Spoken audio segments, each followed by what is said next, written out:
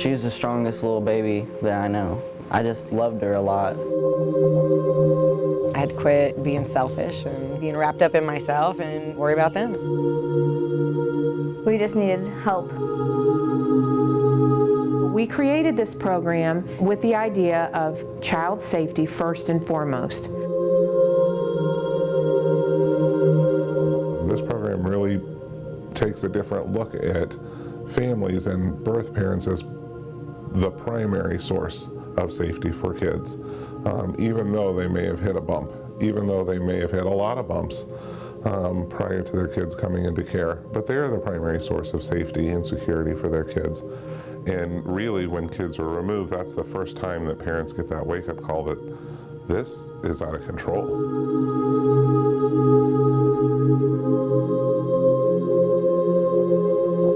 My grandmother owns this house. I've lived here off and on with my kids for the last 7 years. There was a lot of traffic here, a lot of drug use, a lot of drama.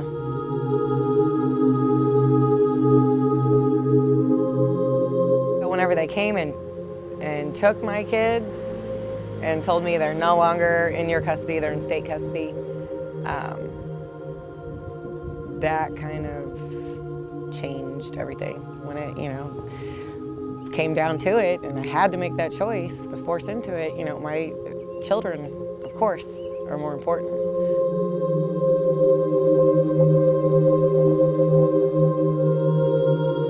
We got kicked out of the place we were living at. It was a bad situation.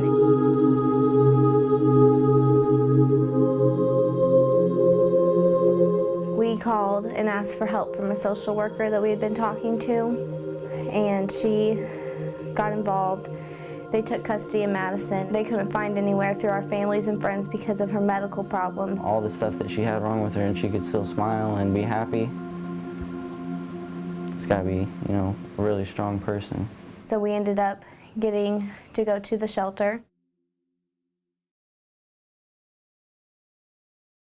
We created this program with the idea of child safety first and foremost, but also with an understanding that with supports and services, families who have crisis as a result of some kind of stressors that can be impacted do have an opportunity to actually resolve that crisis. But about 72 hours after kids are removed, parents are like, holy cow, this is out of control.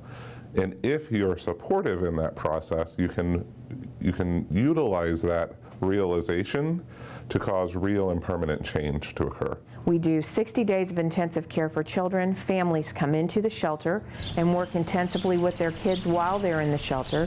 They're able to continue their natural parenting relationship with their kids by being there in the morning to get them cereal for breakfast before they go to school, or cooking them dinner at night, helping the kids with their homework, helping them with their bath and bedtime routines. The only time that the families are not there is during the night while the children are sleeping. I think that going to the shelter was the best option for us because we got to see her every day. So we weren't, really separated. We got to see her a lot. We got to come and eat dinner there with her. Our family could come whenever they wanted. I got to go and visit them as much as I wanted, pretty much. Give them baths, make them dinner, talk to them on the phone. It was more convenient, I think, and easier for us and our family. I think it was good for us and good for, good for us to be together still. So I hold them up a lot in the beginning when they're in crisis, guiding them through the process. But then as we move forward, I kind of step back and I let them start to do it and experience some of those failures so we can see, what are you going to do when we're not around? What are you going to do in 70 days when your kids are maybe home with you and you've got a problem? How do you solve that? I think it's a very good program. They help you step to step as much as they can. It's not all just, well, what are you going to do? They give you advice and, try to help better yourself. Joe said you have to, step up and realize that you're a junkie and you've brought this on yourself. You know, you made this happen, and own up to it and change it. So I told him I would. The kids' guardians come to the table and say, we want your kids to be safe, but we want your family to be together. And so families begin to see the partnership and the ability to solve their own problems.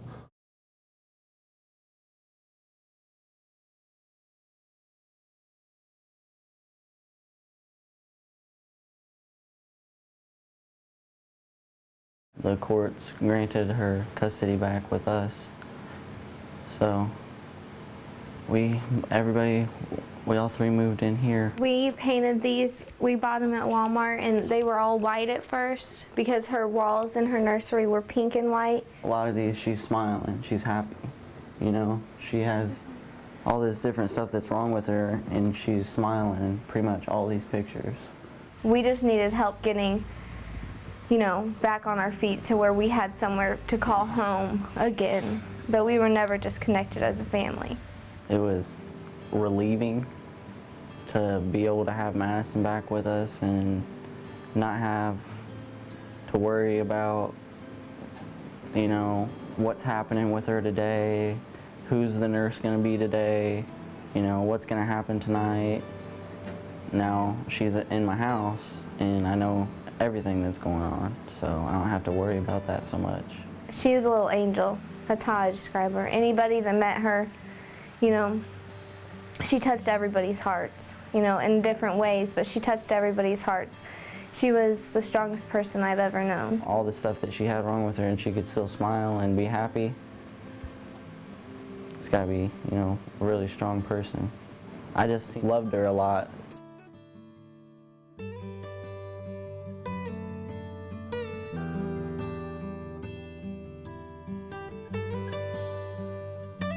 This program teaches me that it is possible to get your kids back in 60 days, that it is possible to get clean and stay clean, that there are people out there who will go above and beyond for you. Out of all the catastrophe in my own life that I've caused, it is the best thing that's happened in the midst of all that for me and for my kids. It definitely deserves to continue, definitely. It's highly successful. We are able to reunify children in an average length of 44 days as opposed to 60 days. And the average length of stay in foster care for typical kids that come into the system is 28 months. So we are saving substantial time in the life of a child, substantial dollars for taxpayers, and ultimately we're reducing trauma to children, which is going to have a long-term enormous societal impact. It's a humbling privilege to be able to walk alongside these parents and help them figure out that, yeah, you had a problem, but you can solve that problem, and if you continue the momentum, your family ends up in a much better place.